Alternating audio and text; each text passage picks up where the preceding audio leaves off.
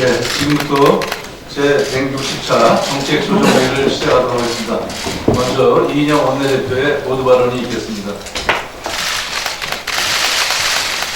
어제 밤늦게 한교안 대표께서 병원으로 이송이 되셨습니다.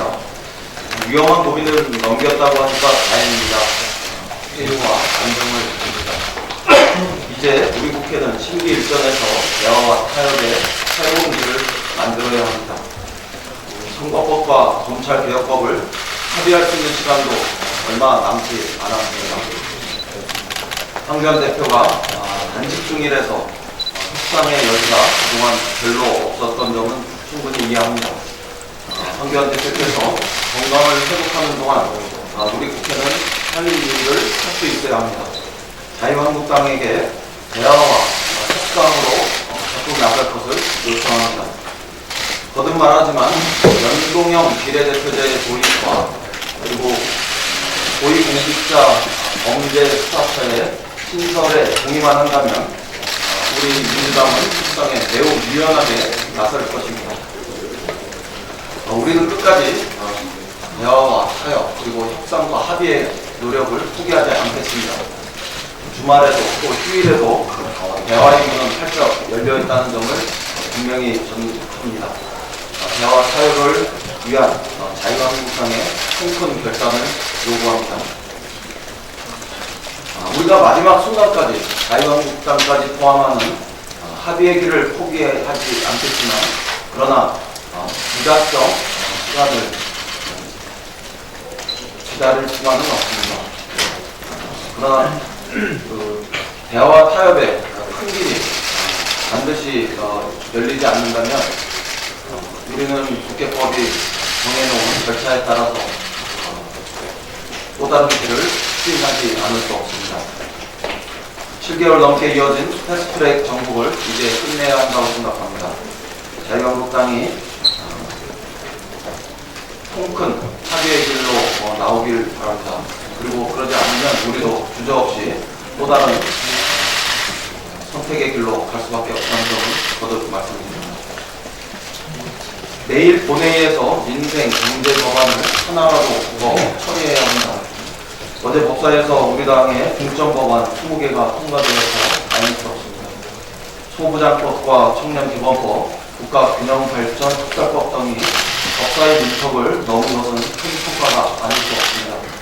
소부장법은 일본 수출 규제를 이겨내고 우리 경제의 산업 경쟁력을 강화하는 포석이 될 것입니다.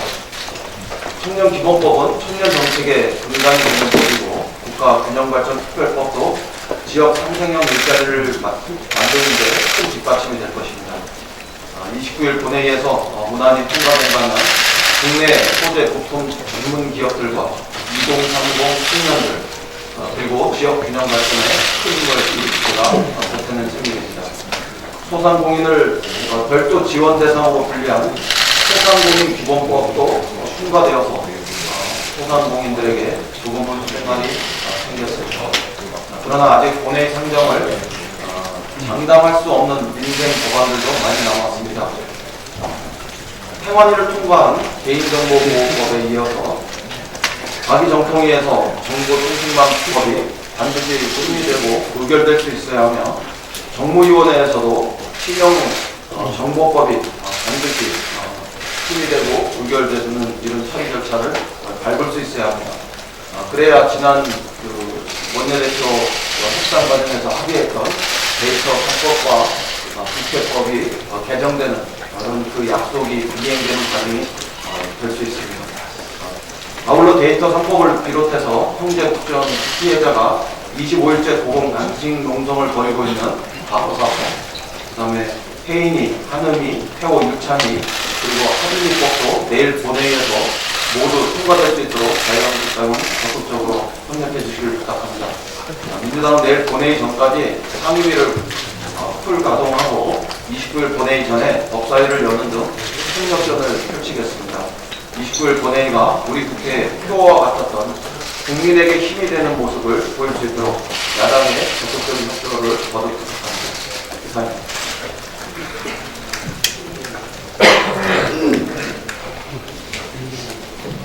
예, 다음은 조정식 정책위원장의 발언이 있겠습니다. 선거법 개정안이 어제 본회의에 자동 투입되었습니다.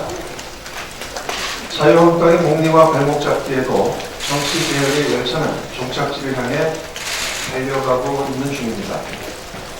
더불어민주당은 합의안 도출을 위해 열린 자세로 협상에 임할 것입니다. 그러나 지켜야 할 원칙과 기준이 있다는 점을 분명하게 다시 한번 말씀드립니다. 우선 첫째, 정치적 분란 최소화를 위해 총선 예비 후보자 등록일인 12월 17일 이전까지 선거법 개정안을 반드시 처리해야 합니다. 둘째, 국민의 동의가 없는 의원 정수 지원은 불가합니다. 일각에서 국회 특권 개혁을 전제로 정수 확대를 주장하고 있지만 국민적 인식과 정치 지형을 감안할 때 국회 정원 공개는 불가피한 상황입니다. 셋째, 더불어민주당은 마지막까지 합의점 마련을 위해 최선을 다할 것입니다. 하지만 자유한국당이 비타협적 자세를 끝내 고집할 경우 정치개혁에 동참하는 정당들과 법적 절차 및 원칙에 따라 개정안을 처리할 수밖에 없다는 점을 함께 밝혀줍니다. 시간이 매우 촉박한 상황입니다. 자유한국당도 현실적인 타협안 마련에 힘을 모아주기 바랍니다. 다른 야당들에게도 당부의 말씀을 드립니다. 선거제도 개혁을 위한 대타협을 위해서는 각 당이 보다 유연하고 합리적인 자세로 협상을 진행해야 합니다. 연동형 비례대표제 도입에 힘을 모으되 지역구와 비례의석의 현실적인 배분 방안 마련에 지혜를 모아야 합니다. 국민의 참정권을 보다 강화하고 대화와 타협의 정치 문화를 제도적으로 보장하는 선거제도 개혁을 위해 정치권 모두의 초당적 노력을 당부합니다. 언론 보도에 의하면 나경원 원내대표가 미국 측 인사에게 내년 총선 전에 북미 정상회담을 갖는 것을 피해달라는 충격적인 발언을 했다고 합니다. 이 말이 사실이라면 자당의 정파적 이익을 위해 나라와 민족의 운명을 볼모로 잡겠다는 너무나도 경악스러운 일입니다. 자유한국당의 총선 성적이 북핵 문제 해결과 한반도의 평화보다 중요하다는 말입니까? 만일 미국의 방위비 중단도 진행 요구에 맞서 국회에 일치된 뜻을 전달하기 위해 떠난 방위 중에 비로는 이런 일을 벌였다면 결국 나경원 원내대표의 방미 목적은 북미 정상회담을 저지하기 위한 것에 방점을 두었다는 것입니다. 나경원 원내대표는 의원총회에서 방미 성과를 설명하는 자리에서 이런 얘기를 했다고 하는데 사실이 아니라면 거짓말을 한 셈이 됩니다. 이뿐만이 아니라 나경원 원내대표는 지난 7월 볼턴 전 백악관 안보보좌관이 방한했을 때도 이 같은 뜻을 요청했다고 합니다. 선거 승리를 위해서라면 평화도 안보도 다 필요 없다는 나경원 원내대표의 반역사적 인식에 깊은 절망감을 느끼게 됩니다. 아무리 선거가 중요하다 해도 정치엔 근거가 있으며 정치인이 결코 해서는 안 될 짓이 있는 법입니다. 나경원 원내대표는 이 최소한의 선을 넘은 것입니다. 대한민국 국민이라는 자각이 조금이라도 있다면 회개한 대변으로 사태를 모면하거나 거짓말을 할 것이 아니라 자신의 발언에 대한 분명한 입장을 발표합니다. 그리고 즉각 해당 발언을 취소하고 국민들 앞에 섞어 대조할 것을 촉구합니다. 문재인 대통령과 메콩 5개국 정상들이 어제 한 메콩 선언을 채택했습니다. 정상들은 이번 선언에서 경제협력을 넘어 평화와 번영의 동반자로서 한국과 메콩 5개국 간 교류와 협력을 획기적으로 발전시키기로 결정했습니다. 전날 반아세안 공동비전 성명을 통해 한반도의 완전한 비핵화와 보호무역주의 관계를 촉명하는 데 이어 한국과 아세안 국가들과의 전면적 전략적 협력이 크게 심화되는 또 하나의 정리가 마련된 성명입니다. 특히 이번 한아세안 특별정상회의와 한메콩 정상회의의 성공적 개최로 문재인 정부의 신남방 정책이 가속도를 내는 것은 물론 4강 중심의 기존 외교 패러다임도 큰 변화를 맞게 되었습니다. 정상회의의 성공적 개최를 위해 노력해준 정부 관계자들과 부산 시민 여러분께 다시 한번 깊은 감사의 말씀을 드립니다. 더불어민주당과 문재인 정부는 국제정세 변화에 능동적으로 대응하기 위해 경제 외교 다변화 정책 추진에 보다 박차를 가할 것입니다. 대한민국이 동아시아 국제질서 재편을 주도하는 핵심적 역할을 수행할 수 있도록 담대하고 적극적인 외교 안보 전략 수립에 만전을 기하도록 하겠습니다. 이상입니다. 네, 다음은 현안 발언 이어가겠습니다. 먼저 문재인 정부의 신남방 정책 관련해서 앞에 정책 이사님도 발언이 있습니다만 한 아세안 특별 정상회의 중요성을 다시 한번 강조하고자 합니다. 3박 4일간 연휴 개최된 2019 한 아세안 특별 정상회의와 1차 한메콩 정상회의가 어제 마감되었습니다.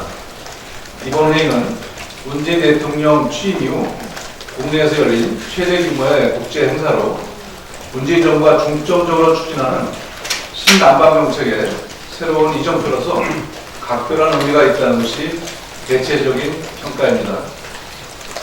동남아 10개국으로 이루어진 아세안은 중국 다음으로 큰 교육 대상으로 성장한 우리의 핵심적인 경제협력 파트너입니다. 또한 정치 외교적으로도 아세안은 4강 중심 외교를 다변화하려는 노력에서 주요 동반자로 삼아야 할 대상입니다. 특히 세계경제 침체와 미중 무역 갈등 여파로 불확실성이 커진 지금 아세안은 협력과 우호를 더욱 다져야 할 블루오션으로 새 성장 동력을 가져다줄 아세안 경제 영토를 확장하는 노력을 대가해야 할 것입니다. 이에 문재인 정부는 아세안과의 협력 관계를 한 단계 더 격상해 신남방 정책을 신남방 정책 2.0으로 확대 추진키로 했습니다. 다양한 분야에서 아세안과의 연대와 협력을 강화해 공동 번영하는 동반자, 한반도 통합 프로세스를 지원하는 든든한 후군으로 만들기 위한 문재인 정부의 노력에 우리 당은 함께할 것입니다.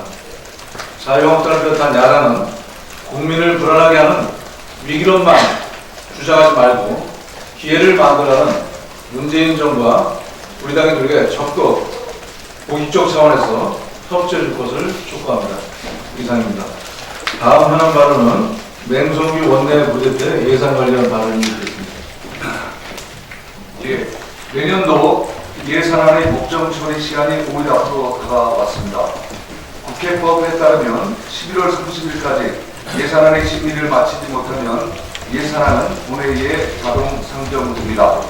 그러나 이러한 촉박한 일정에도 불구하고 자유한국당과 문재인 위원장은 계속해서 무리한 요구를 반복하고 있어 법정 시한 내 예산안 처리가 매우 어려워지고 있습니다. 예결위 개수 조정 소위는 어제 오전 전체 회의를 개최하여 3당 간사 협의체에 예산안 심사 권한을 위임하는 의결을 진행한 바 있습니다.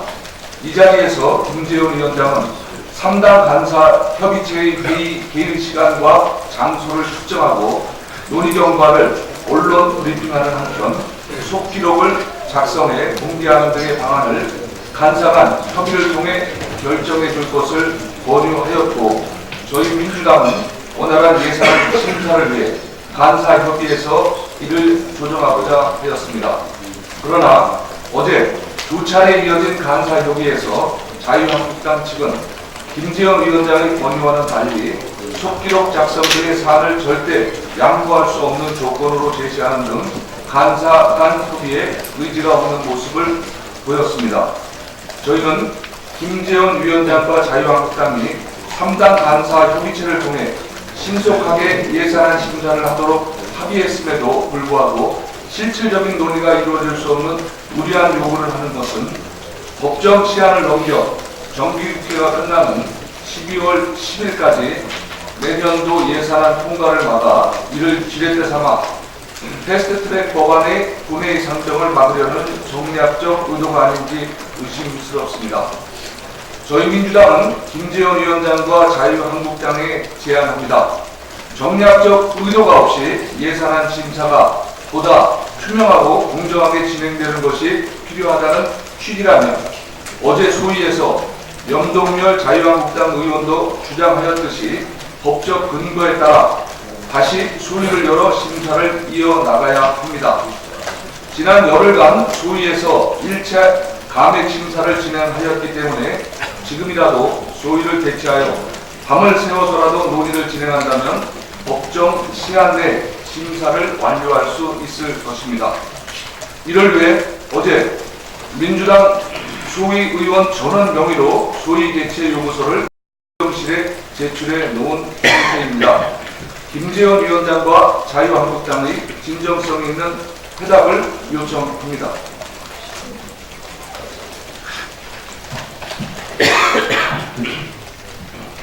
네, 다음은 윤호도 의원님의 이야기했습니다. 원내대표님 산하에 일본의 무역국에 대처하기 위해서 한일 경제전 예산 입법 지원단이 있습니다. 거기 윤호덕 단장으로서 말씀드리겠습니다. 원내대표께서 이미 말씀을 하셨습니다.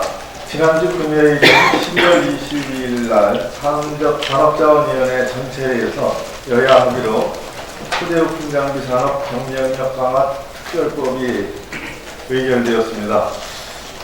저로서는 진흙탕 속에서 피어난 장미다라고 이렇게 평가를 합니다. 국회가 싸워도 일을 하는구나 하는 증거라고 생각을 합니다. 일본 등 해외 의존도가 높은 소재부품 장비 산업을 체계적으로 그리고 중장기적으로 지원하고 육성하여서 자립도를 높이는 한편 세계 경쟁력을 갖춘 미래 효자 산업으로 발전할 수 있는 입법적 기반이 마련됐습니다.